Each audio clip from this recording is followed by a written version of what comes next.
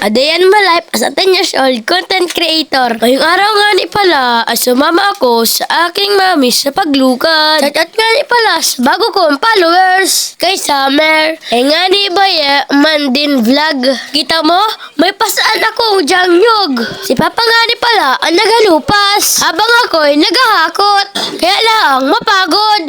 Habang ako'y nagapahinga, nangangati ang aking singit. Kaya akin sinilip. Nakita kong tungaw pala ang nandoon.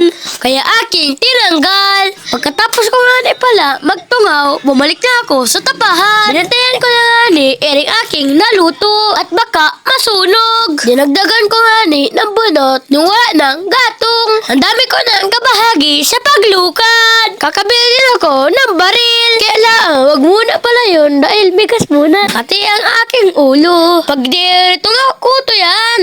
Kaya nga ni, lumapit ako kay tita. Ako ay kinatuhan. Mabait tayo pag today's video. Kaya lang, sila'y ginanahan. Pati si mama, ako ay pinagtulungan. Aray ko, pakak. Maawa na kayo sa kuto. Madami bibi yan. Mag-shoutout kay Jan Paul. Shoutout din kay Jan Jake. Shoutout din kay Aisel.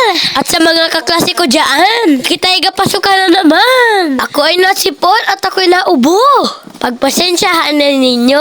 Kung paus ako. Malamig ang panahon ay. Tapos nagluglumenge kami sa dagat. Halos 6 na oras. Hanggang dito na lang ang aking videos. Follow po mga idols. I love you.